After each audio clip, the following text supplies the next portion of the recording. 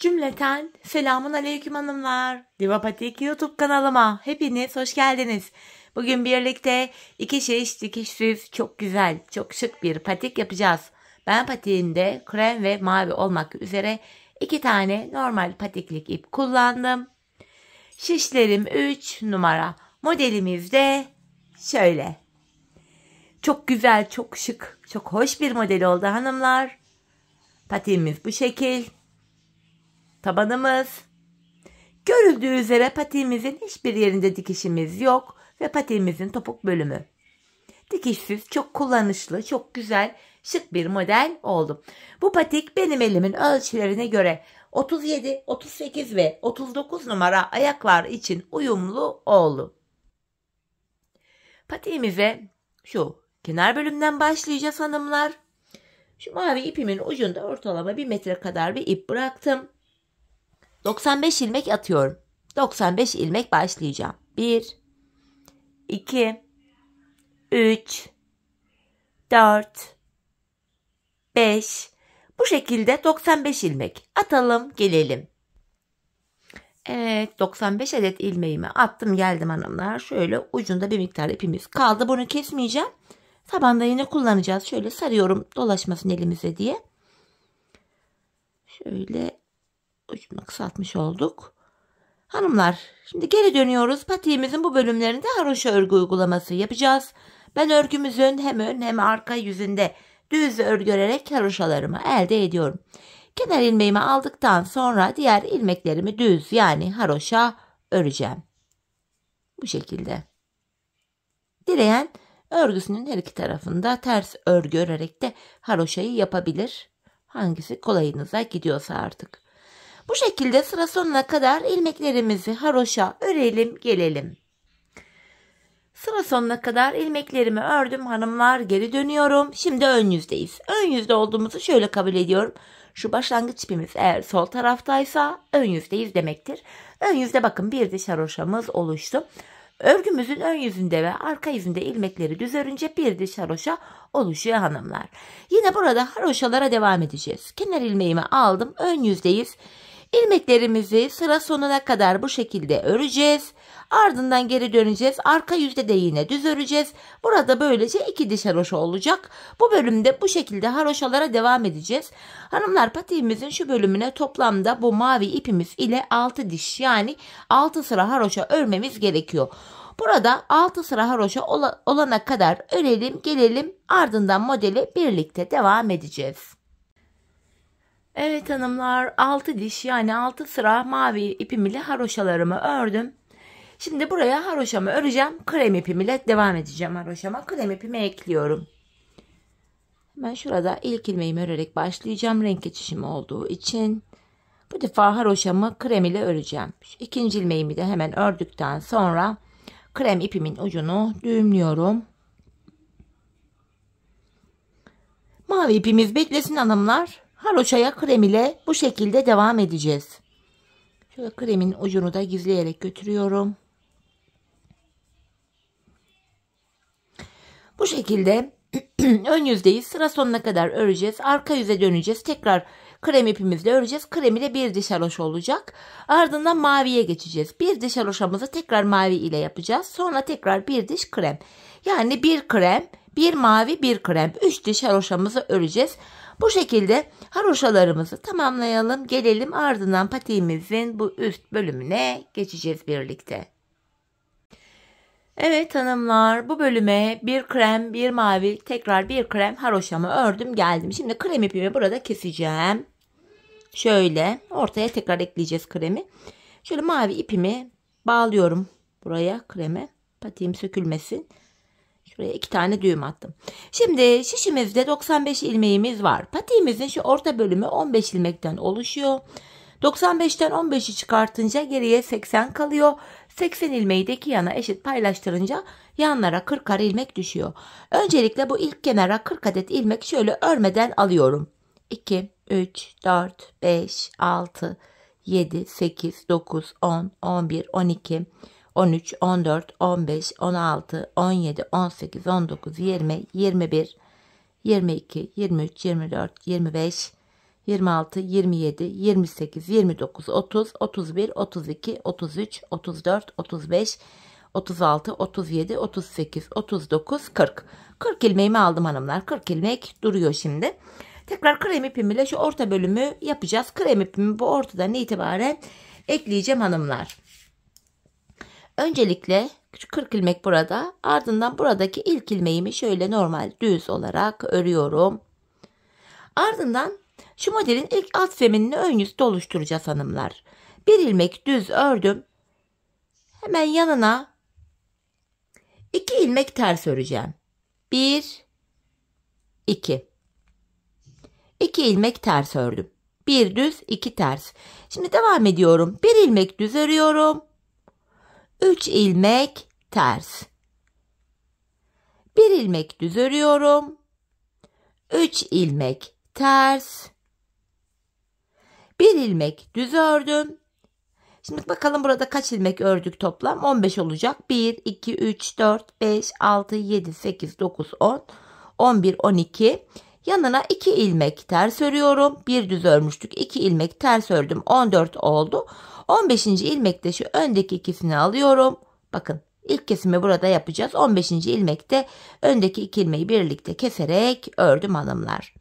Burada 39 ilmek kaldı çünkü birini kestik. Şimdi geri dönüyorum.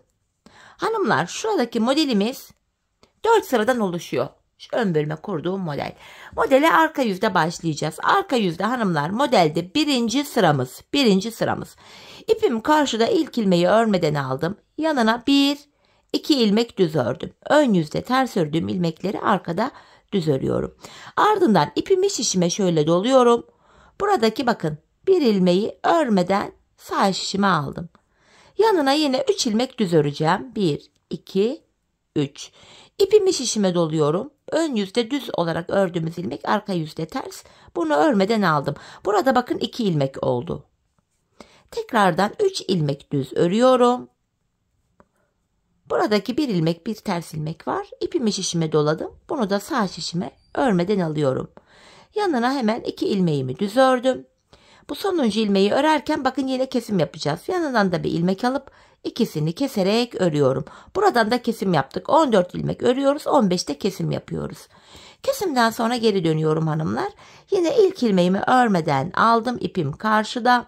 Ardından şu başlangıçtaki ipimizin ucunu buraya düğümleyeceğim hanımlar. Patiğimiz sökülmesin çünkü. Ucu açık kalmasın. Şöyle. İlk ilmeğimi örmeden aldım. Hemen yanına bir ilmek ve ikinci ilmeği ters ördüm. İpimi şişime doluyorum. Bakın burada ikili ilmek var. Bu ikili ilmeği yine sağ şişime örmeden aldım. Araya 3 ilmek ters örüyorum. Tekrar ipimi şişime doladım. Şuradaki ikili ilmeği örmeden sağ şişime aldım. Araya 3 ilmek ters örüyorum. Şu ikili ipimi şişime doladım. İkili ilmeği örmeden aldım. Bakın buralarda 3'er ilmek oldu böylece. Hemen yanına 2 ilmek tersimi ördüm. Bu sonuncu ilmeğimi yani 15. ilmeği örerken yanındaki ilmeği de alıp ikisini düzden keserek örüyorum. Geri döndüm. İpim karşıda yine ilk ilmeği örmeden aldım. Arka yüzde modelde 3. sıradayız. Bu sıramızda ilk ilmeğimi aldım. Yanına 1, 2 ilmek düz örüyorum.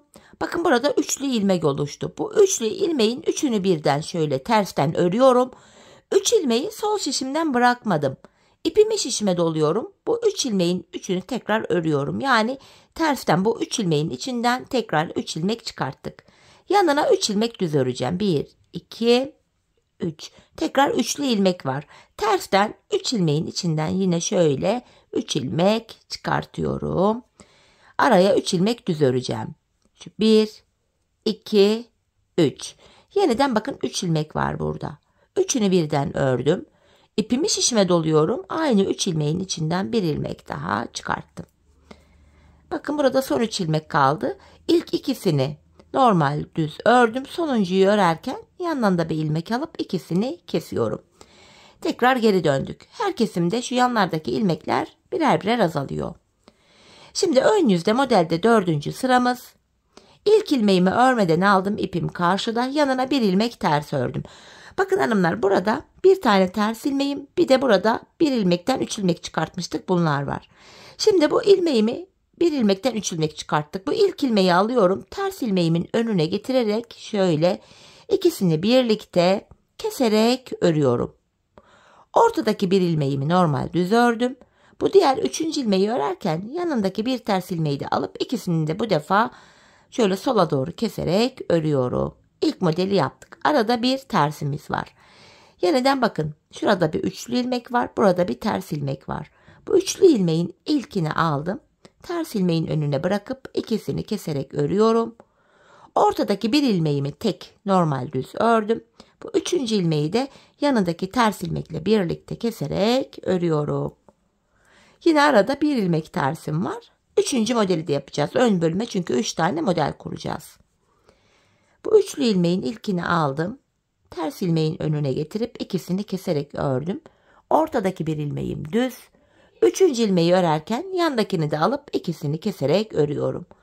Yanına bir ilmek ters ördüm ve bakın buradaki sonuncu ilmeği örerken yandakini de alıp ikisini düzden keserek örüyorum. 4 sıradan oluşan modelimizi bu şekilde tamamladık. Şimdi geri dönüyoruz. Her 4 sırada bir model tekrar edecek. Arka yüzde yine modelin 1. sırasındayız. İlk modelde yaptığımız işlemin aynısını ikincide de yapacağız. İpim karşıda, ilk ilmeği örmeden aldım. Yanına 2 ilmek düz örüyorum. İpimi şişime bir kere şöyle doladım. Sıradaki bir ilmeği örmeden sağ şişime aldım. Şimdi 3 ilmek düz öreceğim. 1, 2, 3. İpimi şişime doluyorum. Bir ilmek örmeden sağ şişime aldım. Burada 2 ilmek oldu böylece. 3 ilmek düz örüyorum. İpimi şişime doladım. Şuradaki bir ilmeği örmeden sağ şişime aldım. Yanına 2 ilmek düzümü ördüm yine. Bu sonuncu ilmeği örerken yanındaki ilmeği de alıp ikisini birlikte keserek örüyorum. Geri döndüm. Ön yüzde modelde 2. sıradayız. İpim karşıda, ilkini örmeden aldım. Yanına 2 tersimi örüyorum.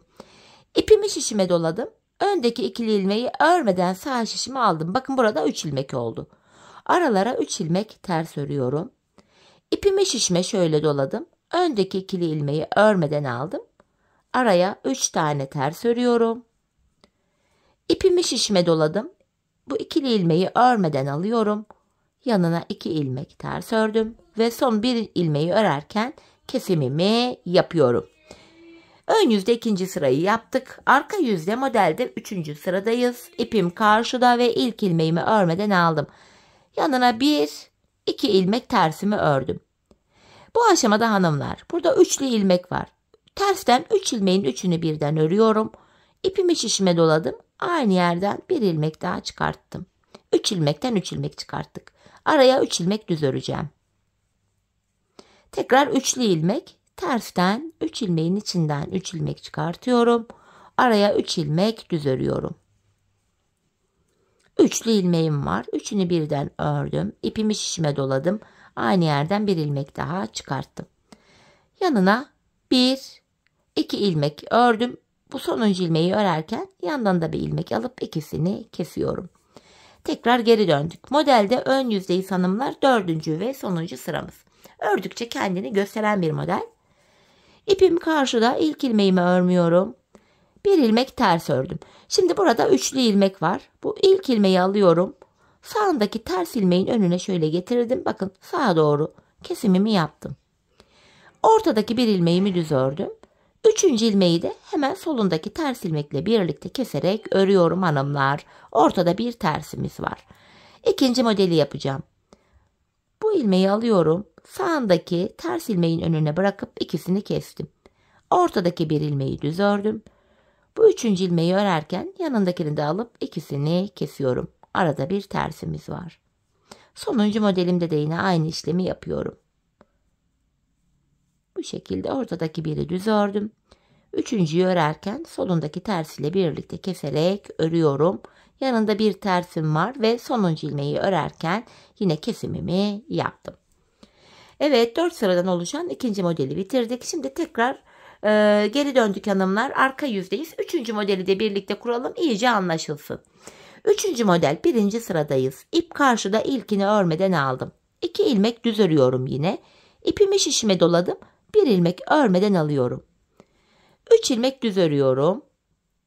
İpimi şişime doladım. bir ilmek örmeden aldım. 3 ilmek düz örüyorum. İpimi şişime doladım. Bir ilmek örmeden aldım. Hemen şuraya 1, 2 düz ördüm. Sonuncu ilmeği örerken yanındakini de alıp keserek örüyorum. Geri döndük. Modelde ön yüzde ikinci sıra. İp karşıda, ilkini örmüyorum. Yanına 2 tane ters ördüm. İpimi şişime doladım. İkili ilmeği örmeden alıyorum. Burada 3 ilmek oldu. Araya 3 tane tersimi örüyorum. İpimi şişime doladım. İkili ilmeği örmeden alıyorum. Araya 3 ilmek ters ördüm. İpimi doladım. İkili ilmeği örmeden alıyorum. Buraya 2 tane ters ördüm. Üçüncü, sonuncu ilmek, bunu da yanındakiyle birlikte keserek ördüm. Geri dönüyoruz. Arka yüz modelde 3. sıra. İp karşıda, ilkini örmeden aldım. Yanındaki 2 ilmeğimi yine düz örüyorum. Üçlü ilmeğin içinden tersten 3 ilmek çıkartıyoruz bu şekilde. Yanına 3 ilmek düz örüyorum. Tekrar üçlü ilmek, tersten 3 ilmeğin içinden 3 ilmek çıkarttım. Araya yine 3 ilmek düz örüyorum. Ve tekrar 3 ilmeğin içinden 3 ilmek çıkarttım. Yanına 1, 2 ilmek ördüm. Üçüncü de yine kesimimi yaptım. Geri döndüm. Ön yüzde modelde 4. sıramızı yapacağız. Bakın şeklimiz de ortaya çıkmaya başladı bu aşamada. İpim karşıda, ilkini örmedim. Yanına 1 ilmek ters ördüm. Şimdi burada üçlü ilmek var. Bu sağındaki bir ters ilmeğin önüne bu ilmeği getiriyorum. İkisini keserek ördüm. Ortadaki bir ilmeğim düz. Bu diğer ilmeği örerken solundaki ters ilmeği de alıp ikisini keserek ördüm. Araya bir ters örüyorum şimdi. Ortadakini yapacağım. Bu ilmeği hemen sağındaki tersin önüne getirdim. İkisini birlikte kestim. Ortadaki bir ilmeği düz ördüm. Bu üçüncü ilmeği de solundaki ters ile birlikte keserek örüyorum. Yanında bir ilmek tersim var. Üçüncü modeli de yine aynı şekilde yapıyoruz. Bu şekilde. Böylece üçüncü modelimizi de tamamlamış olduk hanımlar. Bakın sonuncu ilmekte tekrar kesimimi yaptım. Birlikte 3 model tamamlamış olduk. Şimdi geri döneceğiz. 4. model ile devam edeceğiz. Ve her seferinde yanlardan birer tane ilmek bu şekilde keseceğiz. Hanımlar biz bu işleme nereye kadar devam edeceğiz? Hemen söyleyeyim. Bu sağ ve sol kenarda şuralarda 17'şer ilmek kalana kadar devam edeceğiz hanımlar biz bu işleme. Bu zamana kadar da aynı modeli kuracağız. Şimdi hep birlikte bu iki kenarda 17 ilmek kalana kadar patiğimizin bu ön bölümünü yapalım gelelim. Sonrasında buluşalım. Evet hanımlar, patiğimin bu bölümünü yaptım. İlmeklerimi kestim. Şurada 17 ilmeğimiz. Şurada 18. En son modeli bitirdim. Burada da 17 ilmek kaldı. Şimdi geri döneceğim hanımlar. Arka yüzde bu defa model kurulumu yapmayacağız. Bu sırayı da birlikte yapmak istedim. Yine ilk ilmeğimi örmeden alıyorum. Artık model kurulumu yapmayacağımız için bu sıramda ilmekleri gördüğüm gibi öreceğim. Kenar ilmeğinden sonra şöyle 2 ilmek düz ördüm. Bir tane ters. Devamında 3 ilmek düz örüyorum. Ortadaki bir ilmeği ters ördüm. Tekrardan 3 ilmek düz örüyorum. Bir ilmek ters ördüm. Hemen yanındaki 2 ilmeği de ördüm. Sonuncuyu örerken burada da yine şöyle kesimimi yapıyorum. Evet bakın şurada 5, 10, 15, 17 ilmek kaldı. Şurayı da sayalım. 5, 10, 15, 17. Şimdi hanımlar yapacağımız işlem şöyle. Bu ilmeklerin tamamını şöyle sol şişime alacağım artık. Patiğimizin ön bölümündeki kesimlerini tamamladık.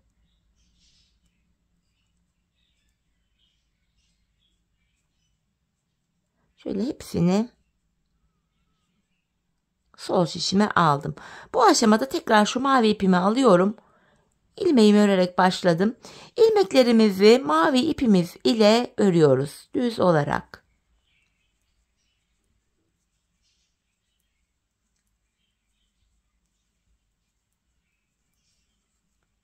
Hemen orta bölüme geldik. Şuradaki kremimi de ördükten sonra şu arkada hanımlar krem ipim var. Artık krem ipimi keseceğim çünkü Artık kremi kullanmayacağız. Mavi ile devam edeceğiz patiğimize. Krem ipimin ucunu şurada maviye hemen düğümlüyorum. 2 tane sıkı bir düğüm attım. İlmeklerimizin tamamını burada hanımlar düz olarak örmeye devam edeceğiz. Bu şekilde. Şurada ilmeklerimin yönü düzgün gelmediği için düzelterek örüyorum.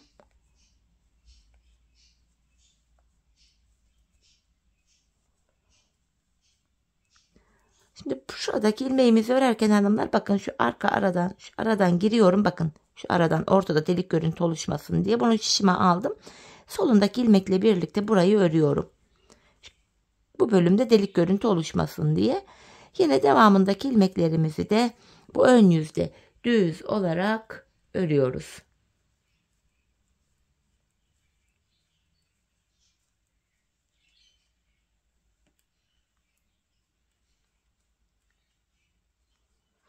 Şimdi geri dönüyoruz hanımlar. Burada artık lastik uygulaması yapacağız. 2 düz 2 ters. Yapacağımız işlem şöyle hanımlar. Öncelikle kenar ilmeğini aldım. Kenar ilmeğini aldım. Yanına bir ilmek düz örüyorum.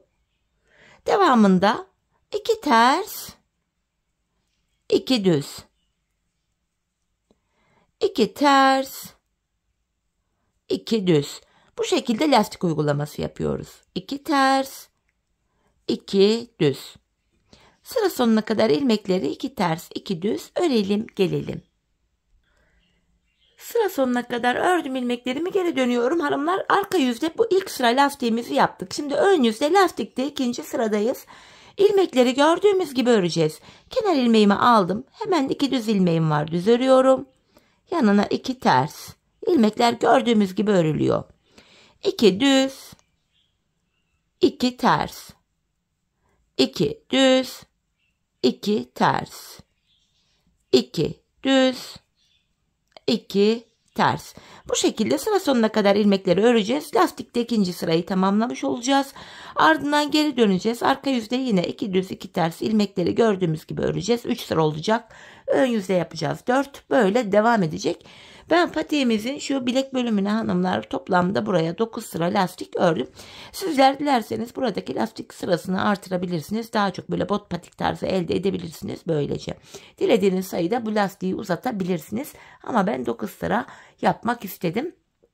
Şimdi hep birlikte patiğimizin bu lastik bölümünü tamamlayalım. Ardından buluşalım. Evet hanımlar, patiğimin bilek bölümüne 9 sıra lastiğimi ördüm geldim. Artık ön yüzdeyim, ilmeklerimi keseceğim. İkişer ikişer toplayarak kesme işlemini yapıyorum. Burada patiğimizi burası boğaz kısmı olduğu için kesimimizi çok sıkı yapmayalım hanımlar. Biraz esnek olsun, ayak rahat girsin. Bu şekilde ilmekleri kesiyorum. Bildiğiniz farklı kesim yöntemleri varsa öyle de yapabilirsiniz. Sıra sonuna kadar ilmeklerimizi keselim gelelim hanımlar.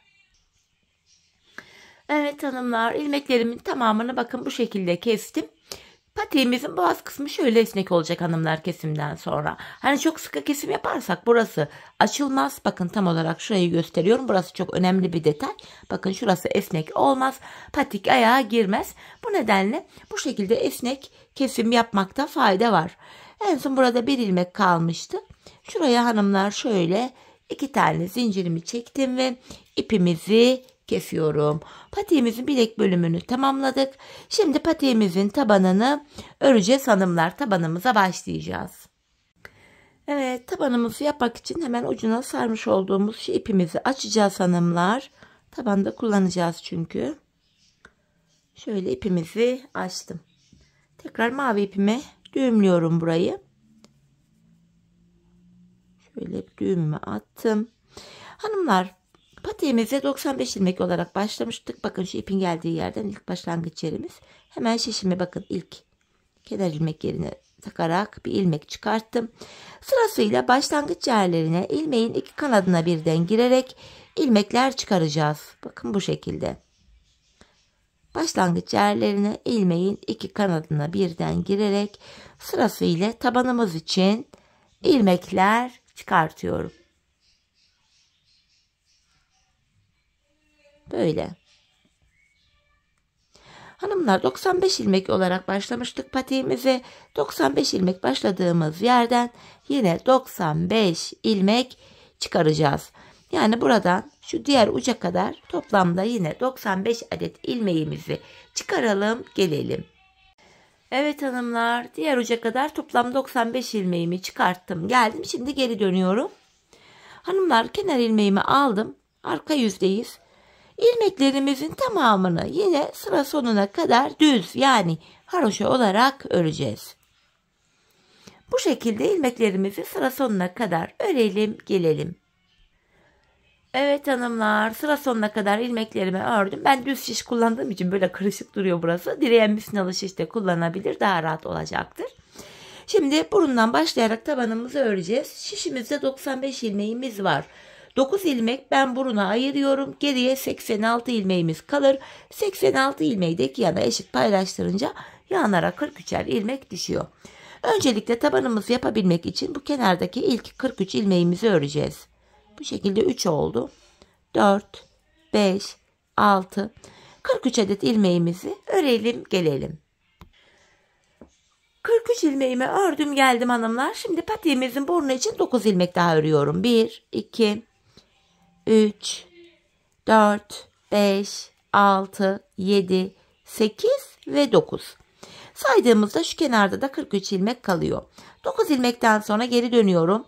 Bu aşamada ipimiz hep karşıda ve ilk ilmeği örmeden alıyoruz. 9 ilmeğimi tekrar öreceğim. Şu ikinci ilmeğim 3, 4, 5, 6, 7, 8, 9. Tekrar geri döndük. 9 ilmek ile hanımlar buraya bir diş haroşamızı örmüş olduk. Tabanımız 13 ilmek olacak. Tabanda 13 olana kadar her sırada yanlardan bir ilmek örerek ortaya ekleyeceğiz. İpim karşıda, ilkini örmeden aldım. Öncelikle 9 ilmeğimi öreceğim. 4, 5, 6, 7, 8, 9. Bir ilmek kenardan örerek ortaya ekledim. 10 oldu. Geri dönüyorum. İp karşıda, ilkini örmeden aldım. Şimdi de 10 ilmeğimi öreceğim. 2, 3, 4, 5, 6, 7, 8, 9, 10. Bir ilmek de yandan örerek ortaya ekledim. 11 oldu. Geri dönüyorum. Yine ilk ilmeğimi aldım. 11 ilmeğimi öreceğim. 4, 5, 6, 7, 8, 9, 10, 11. Bir ilmek yandan örerek ortaya ekledim. 12. Geri dönüyorum. Yine ilk ilmeğimi aldım. 12 ilmeğimi öreceğim. 4, 5, 6, 7, 8, 9, 10, 11, 12. Bir ilmek de yandan örerek ördüm. 13. Şimdi tabanda 13 ilmek oldu. Artık 13 ilmek üzerinden tabanımız örülecek. Kesimler başlayacak. Bu aşamada tabanda 13 var. 12 ilmek öreceğim. 13. de kesimimi yapacağım. Yine ip karşıda, ilkini örmeden aldım. 2, 3, 4, 5, 6, 7, 8, 9, 10, 11, 12. 13. ilmekte yandan da bir ilmek alıp ikisini kesiyorum. Kesimden sonra geri döndüm. Yine ipim karşıda, ilk ilmeğimi aldım. 12 ilmek öreceğim.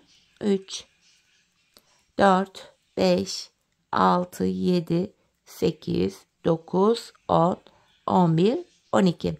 13. de yandan da bir ilmek aldım. İkisini kestim. Patiğimizin tabanı 13 ilmek ile böyle örülüyor hanımlar. Tekrar geri döndüm. İlk ilmeğimi alıyorum. 2, 3, 4, 5, 6, 7, 8, 9, 10, 11, 12, 13. de kesimimi yapıyorum. Patiğimizin tabanı böyle örülecek. Yine geri döndüm. İlk ilmeğimi aldım. 2, 3, 4, 5, 6, 7, 8, 9, 10, 11, 12, 13. de kesimimi yaptım. Kesimden sonra geri döneceğiz. Patiğimizin tabanı 13 ilmek ile bu şekilde örülecek hanımlar. Biz bu kesme işlemine sağ ve sol şişimizde yanlarda ikişer ilmek kalana kadar devam edeceğiz. Şimdi hep birlikte patiğimizin tabanını örelim, sonra buluşalım. Evet hanımlar, her iki kenarda da ikişer ilmeğim kalana kadar patiğimin tabanını bu şekilde ördüm. Şimdi tekrar kesimlerimize devam edeceğiz. Tekrardan ipim karşıda, ilkini örmeden aldım. Yine 12 ilmeğimi öreceğim öncelikle. 5, 6, 7, 8, 9, 10, 11, 12. 13. de kesimimi yaptım. Bu kenarda bir ilmek kaldı. Şimdi geri dönüyorum. İpim karşıda, ilk ilmeği örmeden aldım. Ardından öndeki 2 ilmeğimi daha kesiyorum. Şimdi şurada son 2 ilmek hariç tabanda son 3 kalana kadar öreceğim hanımlar. Bakın son 3 ilmeğimiz kaldı. Tekrar öndeki 2 ilmeği kesiyorum. Sonuncu ilmeği örerken yanındakini de aldım. İkisini yine kestim. Yanlarda birer ilmek kaldı artık. Şimdi yine ip karşıda, ilk ilmeği örmeden aldım. Son 2 ilmek kalana kadar öreceğim. Bu şekilde yine son 2 ilmeğimi kesiyorum. Geri döndüm. İpim karşıda, ilkini örmeden alıyorum. Yine öndeki 2 ilmeğimi kestim hanımlar. Bu şekilde tekrar bir kesim yaptım. Kenardaki son 1 ilmek hariç şu tabanda son 3 kalana kadar örüyorum. Yine burada öndeki 2 ilmeği kestim. Sonuncu ilmeği örerken yanındakini de aldım. İkisini bir örüyorum. Geri döndük. Burada hanımlar bakın 9 ilmek kaldı. Artık 9 ilmek ile patiğimizin arkasını yapacağız bu sıramızda. Öncelikle haroşaya devam ediyorum. İlk ilmeğimi örmeden aldım. Son 2 ilmek kalana kadar örüyorum. Son 2 ilmeğimi kestim. Şişimde 8 ilmek kaldı. Burada bakın kenar ilmek yerleri var. Hemen şuradaki ilk kenar ilmek yerine ilmeğin 2 kanadına birden girerek ilmek çıkarttım. Tekrar 9 ilmeğimiz oldu. Ardından geri dönüyorum. İlk ilmeğimi yine örmedim. Son 2 ilmek kalana kadar örüyorum yine. Son 2 ilmeğimi kestim. Geri dönüyorum. Bu sağ kenarda ön yüzde ilmek çıkaracağım. Öyle daha çok kolayıma gidiyor. Ardından hemen şuradaki ilk kenar ilmek yerine girerek ilmeğimi çıkarttım. Bu şekilde hem patiğimizin arkasını örmüş oluyoruz hem de arkası şu kenarlara eklenmiş oluyor. Tekrardan son 2 kalana kadar ördüm. Son 2'yi kesiyorum ve bir sonraki kenar ilmek yerinden ilmek çıkarttım. Tekrar geri döndüm. İpim karşıda, ilk ilmeği alıyorum. Aynı işlemi yapacağım. Son 2 kalana kadar ördüm. Son 2'yi kesiyorum ve geri döndüm. Bir sonraki kenar ilmek yerine girerek ilmeğimi çıkarttım. Patiğimizin arka bölümünü bu şekilde yapacağız. Ta ki şu son krem kenar ilmek yerlerine kadar. Şu mavili bölüme geldiğimizde, lastik bölüme geldiğimizde burada da yine 2 düz 2 ters lastik uygulaması yapacağız. Şimdi hanımlar bu son krem kenar ilmek yerine gelene kadar, şuraya gelene kadar patiğimizin arkasını haroşa olarak örelim. Ardından buluşalım. Devamında birlikte yapacağız. Evet hanımlar, patiğimin arkasını şu lastikli bölüme kadar, yani son krem kenar ilmek yerlerine gelene kadar ördüm geldim. Bu aşamada burada 2 düz 2 ters lastik yapacağız. İlk ilmeğimi aldıktan sonra yanına bir tane ters örüyorum. Devamında 2 ilmek düz, 2 tane ters, 2 ilmek düz öreceğim. Birini ördüm. İkinci de bakın son 2 ilmeğim denk geldi. Düzden kesiyorum. Ve sıradaki kenar ilmek yerine girerek ilmek çıkarttım. Geri dönüyorum. İpim karşıda, ilkini örmeden aldım. İlmekler gördüğüm gibi örülecek. Bakın 2 ters, kenar ilmeğinden sonra 2 ters, 2 düz, 2 ters ve son 2 ilmeğim düz denk geldi. Düzden kesiyorum. Geri döndüm ve bakın bir sonraki kenar ilmek yerinden ilmeğimi çıkarttım. Hemen yanında bir tersim var. 2 düz, 2 ters, 2 düz öreceğim. 1, ikinci düzü örerken son 2 ilmeği kestim ve sıradaki kenar ilmek yerinden ilmek çıkarttım. Geri dönüyorum. Yine ip karşıda, ilkini örmeden aldım. Tekrar 2 ters, 2 düz, 2 ters, son 2 ilmeğimi düzden kestim. Geri dönüyorum ve sıradaki kenar ilmek yerinden ilmek çıkartıyorum. Patiğimizin arkası kalan bölümü lastik olarak böyle yapılacak. Şu son kenar ilmek yerlerine gelene kadar patiğimizin arkasını bu şekilde örelim gelelim. Evet hanımlar, son kenar ilmek yerlerine gelene kadar bu arka bölümü ördüm geldim. Şimdi yine ilmeklerimi keseceğim. İkişer ikişer toplayarak kesimimi yapıyorum. Şurada bilek bölümünde kestiğimiz ipimizin ucu vardı. Onu da gizleyerek getiriyorum. Bakın şöyle atlatarak.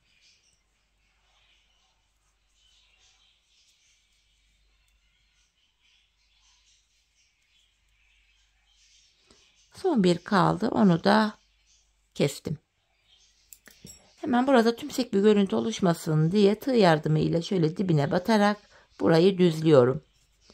2 tane zincir çektim ve ipimiz kesiliyor. Evet, patiğimizin bu bölümünü tamamladık. Hemen ipimizin ucunu gizleyeceğim. Sonra patiğimize birlikte bakalım. Şöyle arka ilmek aralarına girerek ipimizin ucunu gizliyorum. Ayağı giydikten sonra ipler dışarı çıkmasın. Çirkin bir görüntü oluşur. Evet hanımlar, patiğimizi tamamladık. Görüntü itibariyle bakın, patiğimiz şöyle. Gayet esnek, gördüğünüz gibi ayağı saran bir model. Şöyle bilek bölümü. Model bu. Hemen manken ayağıma da giydireceğim. Bir de ayaktaki duruşuna bakalım. Çok güzel, çok hoş bir model oldu hanımlar. Çok da örmesi zevkliydi. Ayakta da çok rahat. Dikişsiz olması itibariyle de çok kullanışlı. Ben çok beğenerek, çok severek yaptım modelimizi. Umarım sizler de benimle birlikte beğenerek, severek yaparsınız. Yapacak olanlara da şimdiden kolay gelsin. Evet, patiğimizin ayaktaki duruşu. Üst bölümü. Diğer kenarımız. Tabanımız. Topuğumuz. Patik bu. Evet, yine birlikte güzel bir modelin daha sonuna geldik. Umarım sizlere faydalı, hoş bir video olmuştur. Yeni modellerde, yeni videolarda buluşmak dileğiyle. Şimdilik hoşça kalın. Sağlıcakla kalın.